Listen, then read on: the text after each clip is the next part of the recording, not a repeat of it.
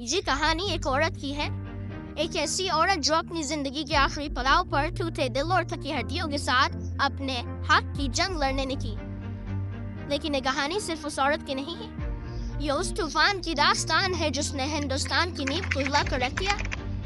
इस औरत को लेकर एक ऐसा फैसला हुआ जिसने सियासत के तख्त को पलट दिया, मंदिर का ताला खुलवा दिया, इस मुल्क को दो धड़ों में बांट दिया। ये कहानी शाहबानो की है, ये कहानी भारत की है।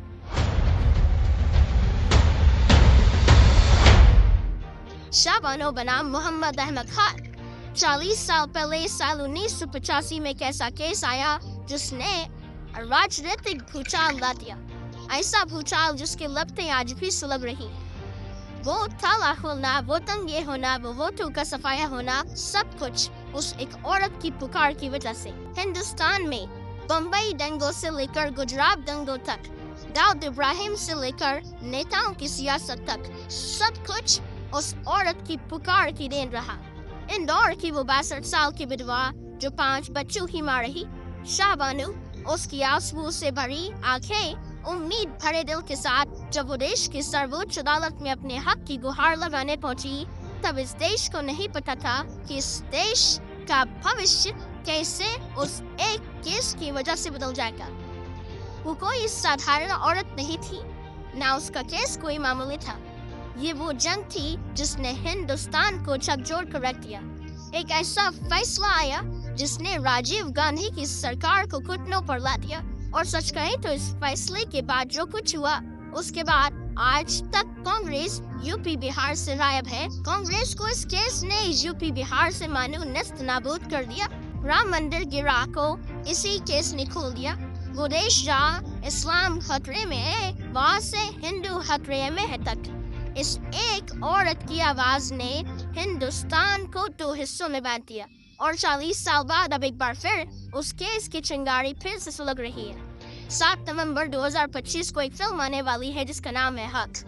यामी गौतम इमरान हाशमी उस दौर को फिर से जिंदा करने जा रहे हैं। हमें लगा कि जब एक बार फिर से इस कहानी को दोहराया जा रहा है तो क्यों ना इस कहानी को हम आपको बताएं, क्योंकि ये फिल्म सिर्फ अतीत की कहानी नहीं बल्कि आज के भारत के नफ्स को भी टटोलती है, जहाँ पर यूनिफॉर्म सिविल कोड की गूंज एक बार फिर सुनाई पड़ेगी और फिर शाहबानो के संघर्ष, उस फैसले के असर और उस तूफान का जिक्र होगा जिसने भारत को हमेशा हमेशा के लिए बदल दिया।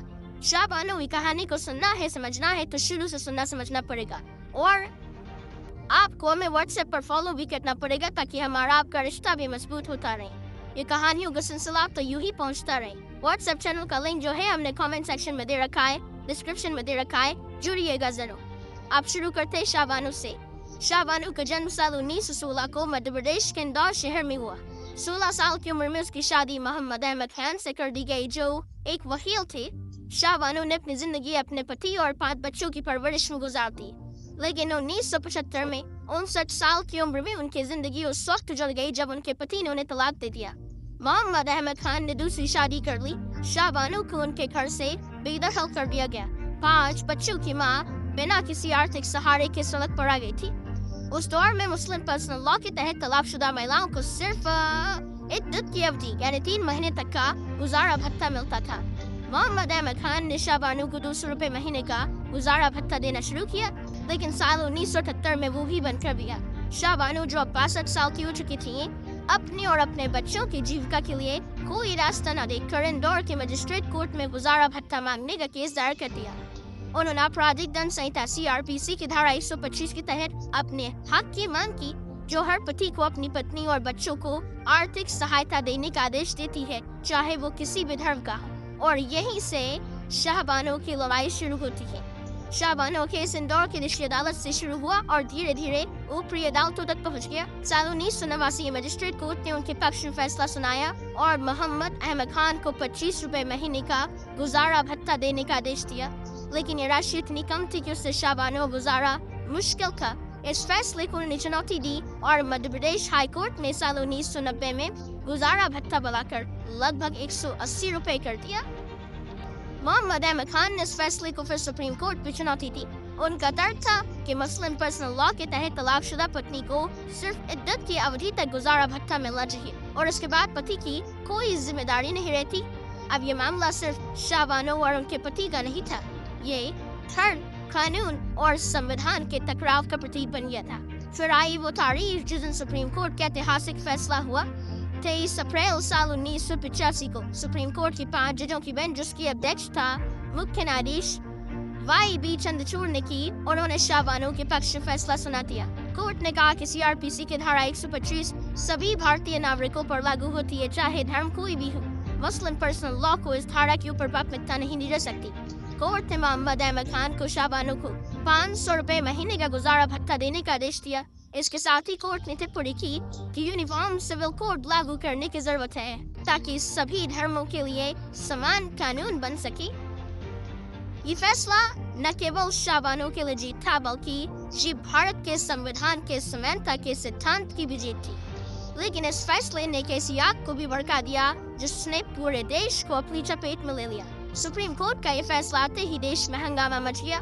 मुस्लिम कट्टरपंथी संगठनों और नेताओं ने इसे इस्लाम के खिलाफ करार दिया। All India Muslim personal law board ने कहा कि ये फैसला शरीयत में दखल देता है। देश भर में प्रदर्शन शुरू हो गए, इस्लाम खतरे में है का नारा गूंजने लगा। दूसरी तरफ हिंदू संगठनों ने इस फैसले को समानता की जीत के तौर पर देखना शुरू किया और इसे यूनिफॉर्म सिविल कोड की दिशा में पहला बड़ा कदम बताया। उस समय देश में राजीव गांधी की सरकार थी, जिन्होंने 1984 के चुनाव में भारी बहुमत से जीत हासिल की थी, लेकिन शाह बानो के इसने उनकी सरकार को मुश्किल में डाल दिया। मुस्लिम समुदाय के बड़े वर्ग का गुस्सा और वोट बैंक खिसकने का डर कांग्रेस को सताने लगा। राजीव गांधी ने इस दबाव में आकर एक ऐसा कदम उठाया जिसने उनकी सरकार और कांग्रेस की साख को हमेशा के लिए दागदार कर दिया। साल 1986 में कांग्रेस सरकार ने संसद में मुस्लिम महिला अधिनियम पारित किया। इस कानून में सुप्रीम कोर्ट के फैसले को पलट दिया गया और कहा गया कि तलाकशुदा मुस्लिम महिलाओं को सिर्फ इद्दत की अवधि तक ही गुजारा भत्ता मिलेगा। इसके बाद उनकी जिम्मेदारी उनके परिवार या फिर वक्फ बोर्ड की होगी। इस कानून को ही शाह बानो फैसले का उलटफेर माना गया। इस कदम ने न केवल शाह बानो के हक को छीन लिया, बल्कि ये साबित कर दिया कि धर्म आधारित वोट बैंक की सियासत संविधान के ऊपर हावी हो सकती है। लेकिन इस फैसले की कहानी सिर्फ यही तक नहीं थी और उसका असर भी सिर्फ यही तक नहीं था। कांग्रेस के इस कदम को हिंदू संगठनों ने मुस्लिम तुष्टीकरण के तौर पर देखना शुरू कर दिया। उस दौर में विश्व हिंदू परिषद और राष्ट्रीय स्वयंसेवक संघ यानी RSS ने इसे हिंदुओं के साथ अन्याय बताया। इस गुस्से ने अयोध्या में राम मंदिर आंदोलन को हवा दी और साल 1986 में ही बाबरी मस्जिद का ताला खोलने का आदेश आ गया, जिसमें कई लोगों ने माना कि शाह बानो मामले मुस्लिम समुदाय को खुश करने के बाद अब उस दौर की राजीव गांधी सरकार ने हिंदुओं को खुश करने के लिए ये कदम उठाया है। और आज भी उस फैसले को लेकर कई लोग ये चर्चा करते हैं कि अगर उस दौर में ये ताला ना खुला होता तो क्या आज भव्य राम मंदिर होता, क्या देश में दंगे होते, क्या इस देश में हिंदू मुस्लिम की सियासत उस चरम तक पहुंचती जितनी चरम पर शाह बानो पे इसकी बात पहुंची।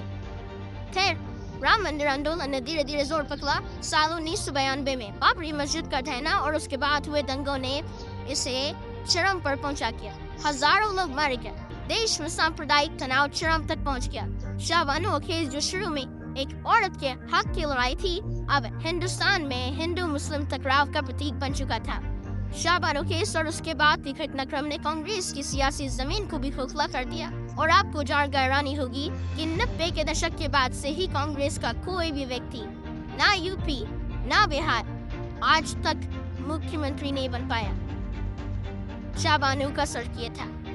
1989 के चुनाव में कांग्रेस को जबरदस्त हार मिली। बीजेपी जो उस समय एक बहुत छोटी पार्टी थी, उसने राम मंदिर आंदोलन के दम पर अपनी ताकत बढ़ाई। 1984 में जहां बीजेपी के पास सिर्फ 2 सीटें थी, वो अगले चुनाव में 85 हो गई। शाह बानो केस अब प्रत्यक्ष तौर पर बीजेपी के उदय का एक बहुत बड़ा कारण बना। वैसे शाह बानो केस सिर्फ एक औरत की जंग नहीं थी, ये संविधान, धर्म और समानता के सवालों का टकराव था। सुप्रीम कोर्ट के फैसले ने यूनिफॉर्म सिविल कोड की जरूरत को रेखांकित किया था, लेकिन साल 1986 के कानून ने उस दिशा में कदम बढ़ाने के बजाय पीछे हटने का रास्ता चुना। आज 40 साल बाद एक बार फिर देश में UCC की बात जोर पकड़ रही है। बीजेपी ने सब एजेंडे में शामिल किया है। कई राज्यों में इसीलिए कदम भी उठाए जा रहे हैं। शाहबानो केस आज भी भारत में बहस की चर्चा है कि क्या भारत में सभी धर्मों के लिए एक समान कानून हो सकता है? क्या धर्म और संविधान के बीच संतुलन बनाया जा सकता है? ये सवाल आज भी उतने प्रासंगिक है जितने साल 1985 में थे। और इसीलिए जब 7 नवंबर 2025 को रिलीज होने वाली फिल्म हक, जो शाहबानो की जिंदगी को, उनकी कहानी को बड़े पर्दे पर ला रही है, जिसमें जामी गौतम इमरान हाशमी एक्ट कर रहे हैं, तो फिर ये चर्चा तेज होगी कि शाहबानो ने उस दौर में कैसे सियासत, सामाजिक तनाव और धार्मिक टकराव को दिखाया था, बढ़ाया था और उसका असर कैसे आज तक हो रहा। फिल्म का ट्रेलर जो है वो अभी भी चर्चा में।